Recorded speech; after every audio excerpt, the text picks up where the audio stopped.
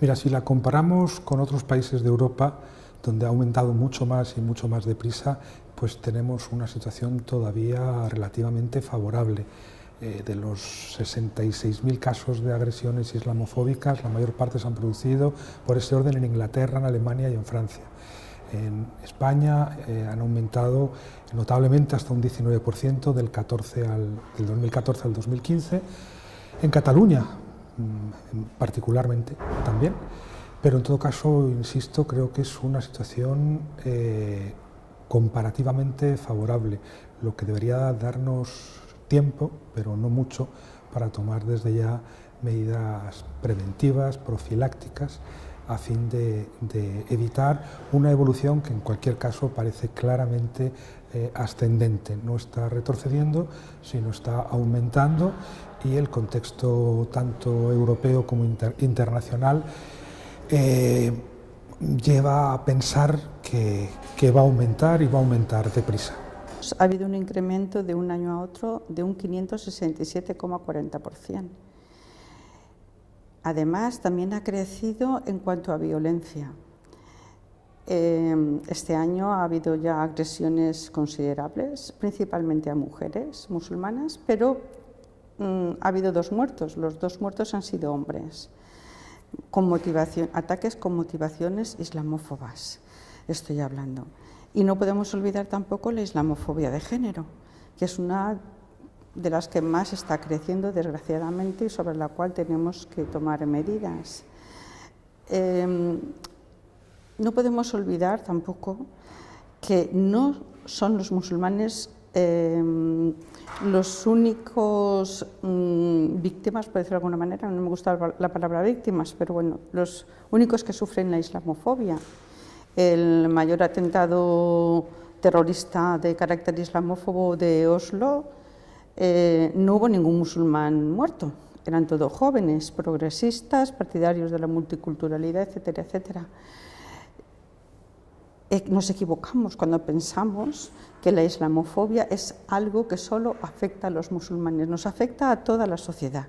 Por un lado, porque rompe la cohesión social, y por otro lado, porque ellos van contra las personas relacionadas con el Islam, sea verdad o sea no, o sea, reales o supuestas.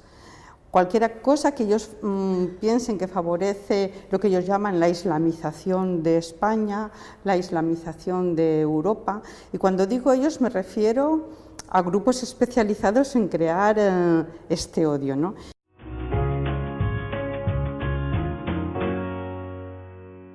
Son, por un lado, el institucional y policial, con operaciones propagandísticas que contribuyen a fijar, a asociar ciertas comunidades o grupos con prácticas amenazadoras, y por otro lado los medios de comunicación, desde donde se alimenta con clichés una tendencia creciente a la islamofobia, que precisamente es responsabilidad tanto de los medios de comunicación como de las instituciones frenar.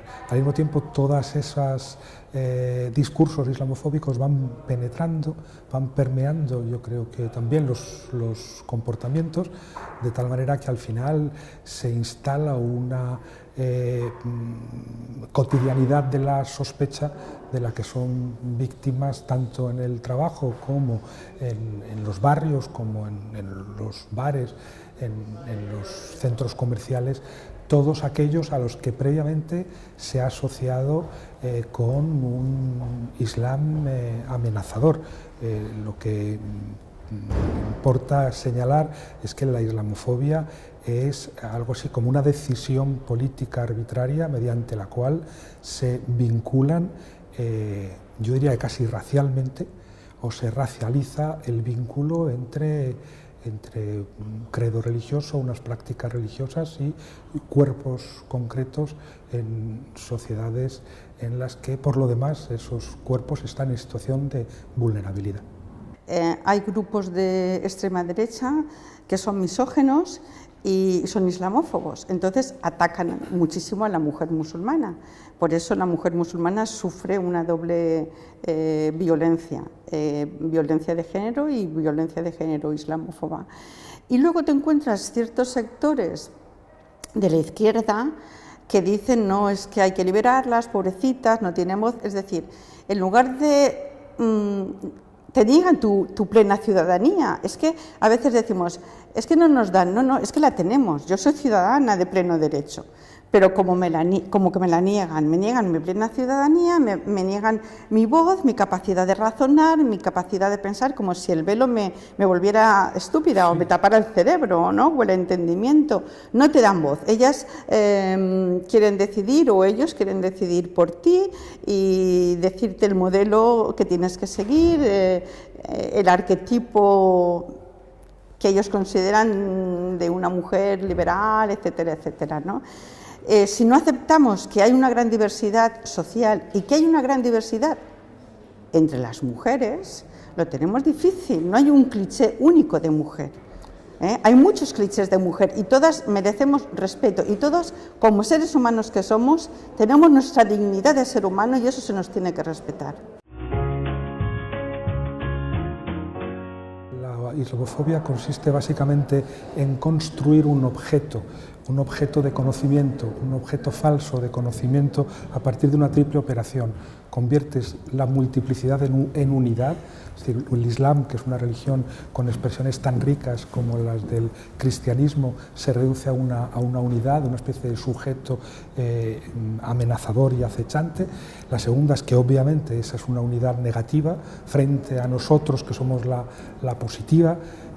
Ellos racializado constituye una unidad negativa y además es una unidad negativa inasimilable, ¿no? Todos estos discursos que venimos escuchando desde el principio de los 90, pues desde Huntington y luego a través de toda una serie de gobernantes en Europa, ahora mismo en Holanda o en Austria, este discurso en virtud del cual el Islam sería irrecuperable para los valores occidentales, que son los verdaderos y los universales.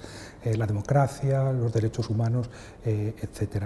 Yo creo que es muy importante entender que hay una construcción de un objeto vulnerable, de un enemigo interno, y que la construcción de ese enemigo interno es inseparable del retroceso general de libertades y de derechos, una erosión del Estado de Derecho que nos afecta a todos.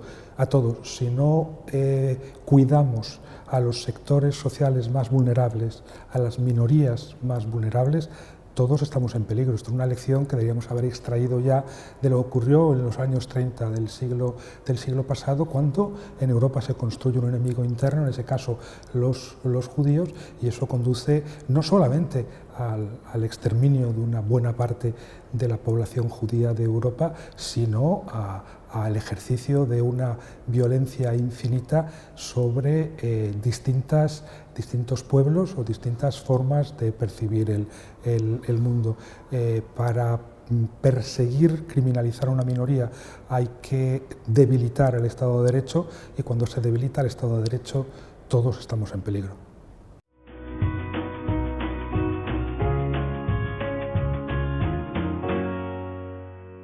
En Valencia hay un barrio que se llama el barrio de Orriols, que es un barrio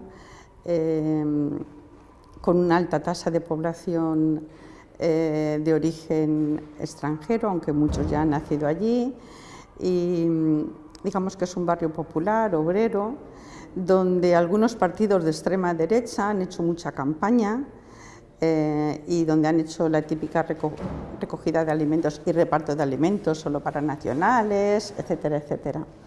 Y allí está funcionando muy bien porque las asociaciones crearon una plataforma y ahí están todos, ONGs, asociaciones, mezquitas, el tejido social del barrio, y pusieron en marcha una actividad que se llama Orriols Convive. Y les está funcionando bastante bien y han conseguido paliar el tema de España 2000. Dime. ¿Y participan población musulmana? Y sí, claro, no la musulmana? mezquita, sí, la mezquita de allí es el Centro Cultural Islámico de Valencia, que además es un centro que siempre ha destacado por fomentar el papel de la mujer, de los jóvenes, por fomentar la apertura, fueron el primero, pienso yo, el que puso la cabeza de lanza con las puertas abiertas. Fue un modelo que afortunadamente luego han seguido muchas otras mezquitas, ¿no? Y claro que participan muchísimo y en actividades como limpiar el barrio, cualquier tipo de actividad que se organice en el barrio están presentes, ¿eh?